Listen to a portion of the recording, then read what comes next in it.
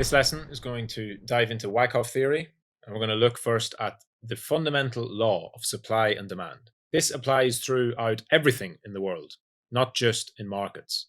When you're pricing anything, all that matters at a fundamental basis is supply and demand. If demand exceeds supply, price will go up. If supply exceeds demand, price will go down.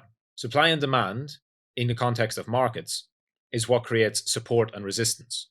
But it's very important to distinguish. Supply and demand is not the same as sellers and buyers. Supply and demand is the intent. It's passive. Sellers and buyers are active and aggressive. So I'll explain that now. Let's take it back to the lesson from before, where I talked about limit orders and market orders. Very basic. One of the first lessons you go through, the order types. If you place a limit order, you are passive. You are putting it on the books and you are waiting for it to get filled. That is supply and demand. If you place a market order and you want to get filled right away, and you don't care what price it gets filled at, you're an active, aggressive participant, you are a seller or a buyer. That's the difference. Supply and demand can only stop price. And this is a very common misconception. Supply and demand can only stop the price from moving. They cannot move the price. So you might think of a whale with a big order or a smart money or whatever. If they have huge orders sitting there, that cannot move price. That can only stop the price when it gets there. Only sellers and buyers can actually move the price. The price can only move through somebody actioning a market order for the price to go up or down. It's important to understand this because there cannot be a market without a buyer and a seller. You can't place an order without having what's called a counterparty. So if you want to place a buy order, there has to be somebody on the other end for a sell order. One of you will be passive, one of you will be active. That's all throughout the markets. Let's look at it on the order books. So you'll see this on your exchange. Very simply, the bids are below, the asks are above.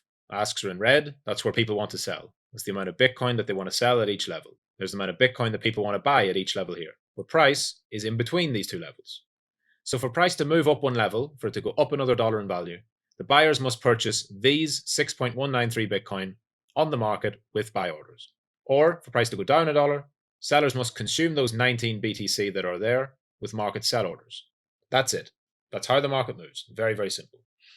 Now to think of it in a little bit of an expanded view, you also have to consider price that can move through a lack of interest.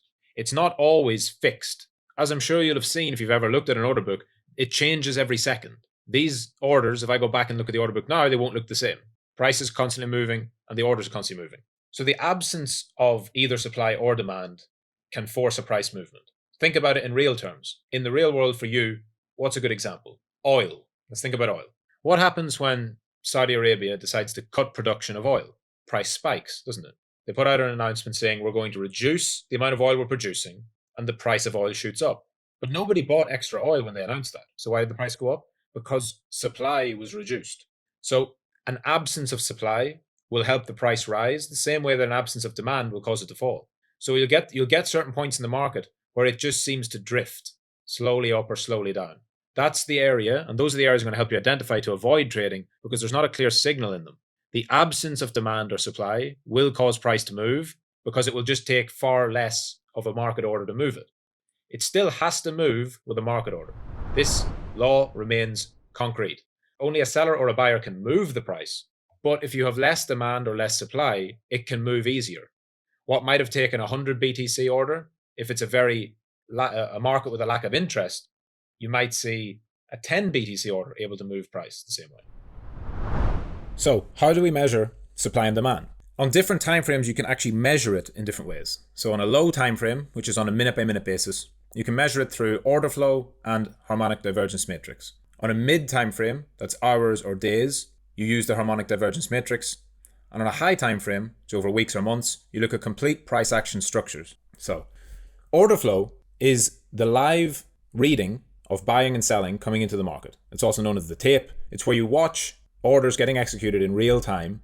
And at certain points, you can use that to identify if there's an overflow or an imbalance between supply and demand. This is suitable for scalpers and day traders. It is not necessary for you to learn this to be profitable in the markets. It's a very advanced concept. It's a concept that will be taught in later lessons if you want to get there, but it's not something you need to worry about at the beginning. The harmonic divergence matrix is a tool that I have created myself personally based upon the third law which you're going to find out about in a later lesson. The third law, which is effort versus result. So this is law 1, supply and demand. The third law of effort versus result dictates and shows how the interaction between price and volume is the most important determinant for, is a market going to go up or go down, which is essentially just supply and demand, right? Keeping it simple, supply and demand is the best way of estimating will the market go up or down. The harmonic divergence matrix will help you do that on all time frames, but most relevant on the middle time frame, the hours to days. And then on a high time frame of weeks to months, this is when you look at complete price action structures.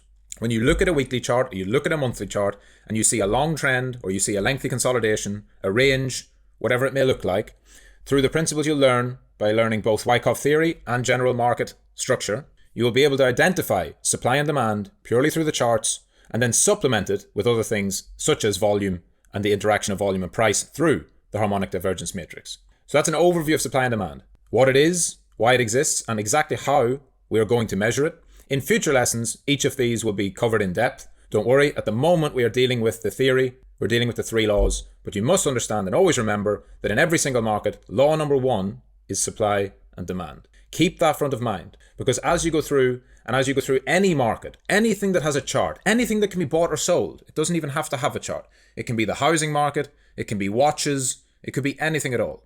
If there is not a willing buyer for what you're selling, you will not sell it at that price. However, there's a saying, everybody has a price. So does everything. So if you wanted to sell your house for $500,000, nobody wanted to buy it, you could either say, okay, I'm not going to sell my house, or if you really needed money and you wanted to sell it, you would incrementally drop the price until you find a willing buyer. So it is not enough to just say, I have this thing and I want to sell it, or I want that thing and I'm going to buy it. The interaction of both the price and the intent of the buyer or seller, where they come together, dictates the supply and demand. And then when you take that across an entire market for all the thousands and millions of buyers and sellers, that gives you what we see on the charts. So don't get caught up in the news, in the narrative, in the hype, any of those things you see, the reasons why people are telling you it goes up, why it goes down, where it's going to go next, crazy price predictions, or people saying that the market's about to crash. Ignore it. First of all, stick to your basics, your fundamental law. What is supply and demand telling me? So remember supply and demand. Keep that front of mind, because that's the cornerstone of Wyckoff theory and why these accumulation and distribution campaigns begin.